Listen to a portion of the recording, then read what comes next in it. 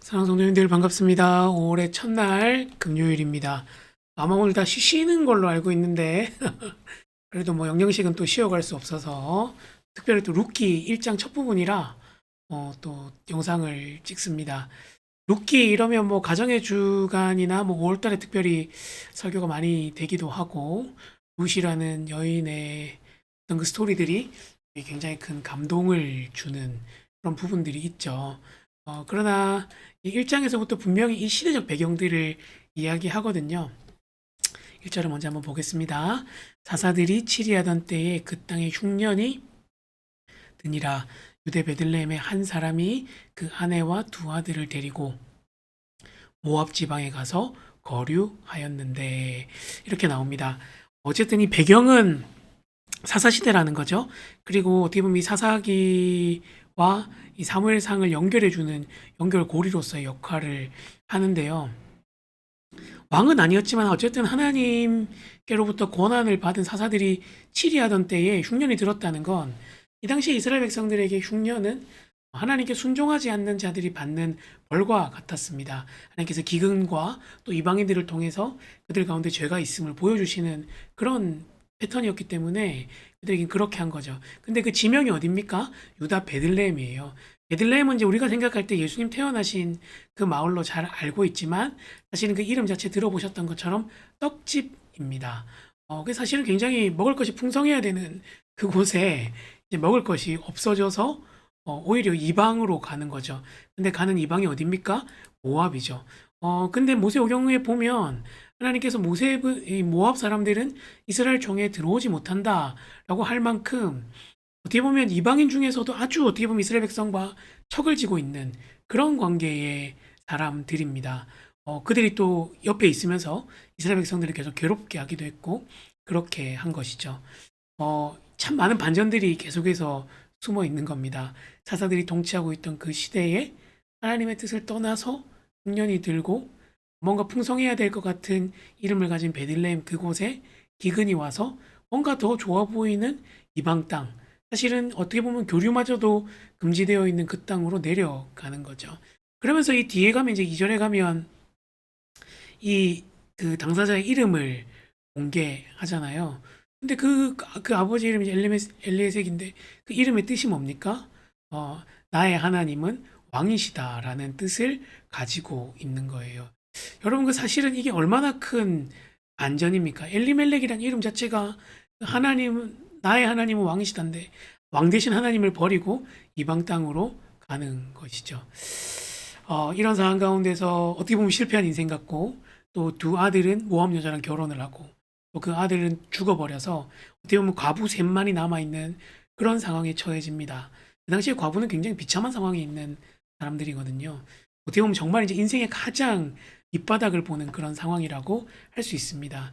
하나님께서 그런 상황 가운데 또 반전을 일으키시는 장면이 이제 계속해서 나오게 되는데요. 제가 오늘 여러분이랑 좀 나누고 싶은 건 그런 거죠. 어떻게 보면 이 사사 시대가 많이 어그러진 시대예요. 그렇게 하는 것이 그렇게 크게 마음에 불편하면 어려움이 없었을 수 있습니다. 사사 시대의 가장 큰 특징은 왕이 없으므로 각자 다 자기의 소견에 옳은 대로 가는 것이었기 때문입니다. 그래서 이 어그러진 행동들이나 그들의 패턴들이 당연한 것처럼 받아들여지는 시대를 살았던 거죠. 근데 우리가 이 시대를 살면서 우리도 많이 어그러진 시대를 살고 있죠. 돈이 가장 우선되는 그런 가치가 되고 성이나 명예가 우리의 삶에 가장 큰 비중을 차지하는 그런 게 되는데 사실 하나님 나라의 비중은 그렇지 않죠. 하나님 나라의 확장과 또 하나님의 영광, 복음을 전하는 것 거기에 있음에도 불구하고 우리가 그것들대로 살지 못한 때가 너무나 많은 거죠. 우리가 때로는 이 세상의 시류들을 거슬러서 하나님께서 원하시는 그 뜻을 따라 살아가는 것들이 필요하다는 것들을 사사기 초반부를 통해서 보게 됩니다. 그리고 더 중요한 건 하나님께서 실패한 백성들도 사용하셔서 하나님의 뜻에 따라서 하나님의 그 길로 인도해 가신다는 거죠. 좀 기도할 때 하나님 오늘도 새로운 날 주셔서 감사합니다. 어그러진 시대를 사는 우리가 이것을 당연한 것으로 받아들이지 않고 하나님의 인도하심을 구하며 살아가게 해달라고 같이 한번 기도했으면 좋겠습니다. 기도하겠습니다.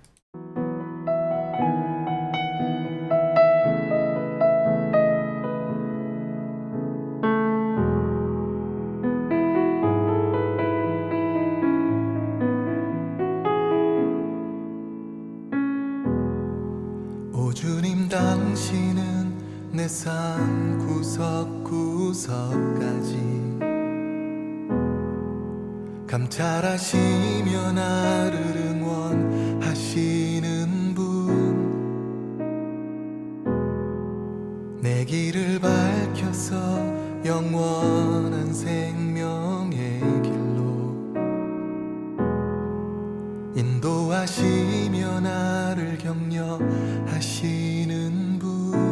오 주님 당신은 오 주님 당신은 내 삶 구석구석까지